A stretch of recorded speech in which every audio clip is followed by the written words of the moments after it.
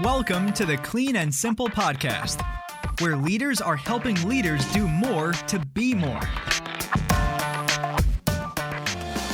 Whatever your work may be, we are dedicated to giving you the insights and tools we use in the field.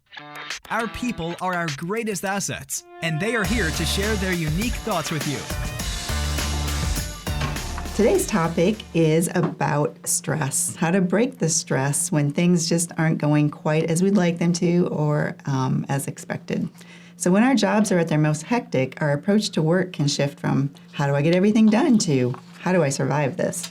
To cope with intense times, try a few of the below strategies. Use PreMax Principle. So one strategy is to reward yourself for finishing a tough task. In psychoscience terms, they call it PreMax Principle. In other words, use an easier behavior as a reward for a harder behavior.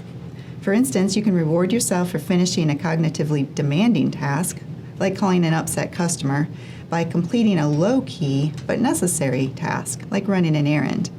This approach can help you pace yourself during your workday, ensuring that you get regular breaks during which your mind can shift into a more relaxed gear while still being productive.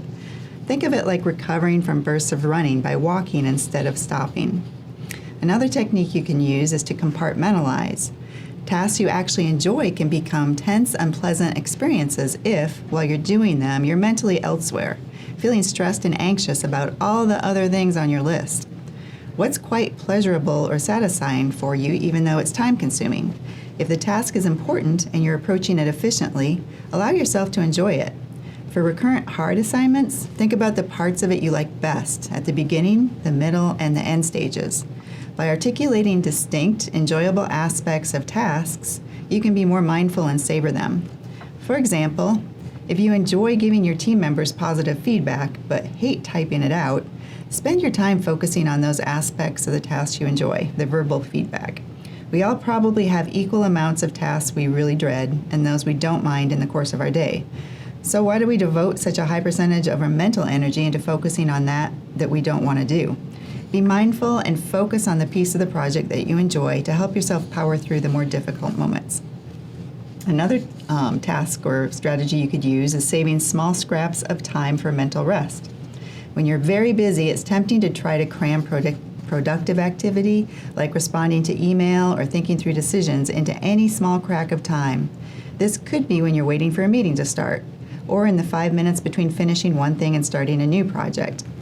When you're slammed, it can seem essential to work during those moments. However, consider using brief waiting times for true mental breaks. Take a slow, deep breath, drop your shoulder, and take a deep breath, which can trick your brain into thinking you're relaxed and have a cascading impact on your mindset and your ability to focus.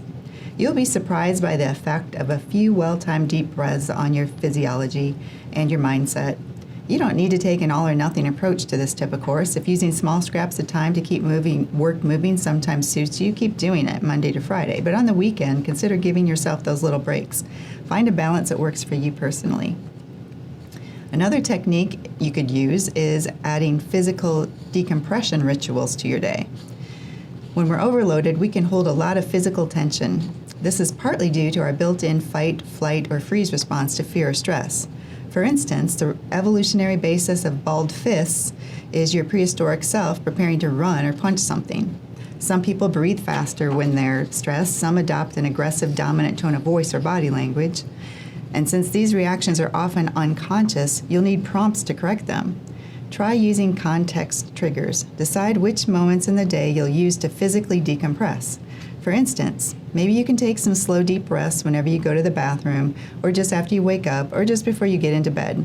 You can also use emotional incidences as triggers, like, when I notice I feel stressed, I'm going to scan my body for tension and soften and release any spots I found that are holding tension.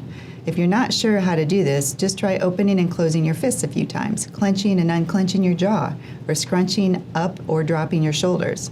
Our thoughts, emotions, and body reactions are in a feedback loop. Whenever you mimic the physiology of someone who is relaxed, you'll find that your thinking becomes less closed, and psychologically challenging activities in which you need to think openly, like taking in feedback, will seem a lot easier. In other words, fake it till you make it. You can trick your brain. Pair pleasure experiences with other activities is another technique. You can buffer yourself against the stress of feeling rushed and overloaded if you recurrently pair simple sources of pleasure with particular activities you're not as excited to do. For example, if you only allow yourself a decadent dessert to reward yourself for visiting a challenging customer, or if you hate your commute but love podcasts, perhaps begin a routine of listening to specific shows on your commute home each day of the week. If what you love isn't as simple as desserts or podcasts, set aside just a bit of consistent time to indulge in your interests so you've removed decision-making as a barrier. For instance, if cooking is your passion, perhaps you whip up a big batch of something on Sundays that you can then take as lunch for the whole week. Change and stress happen no matter where you work or where you find yourself in life. We often can't control the stress that enters our life, but we can control our response to it and manage it in a healthy and productive way. Remember, it's important to make note of all the positive things we see happening each day. Thanks. I hope that was helpful. Have a great week. Thanks for listening to the Clean and Simple podcast. To find more episodes and learn about how we work, visit our website at www.citycleanandsimple.com/podcast. See you next episode.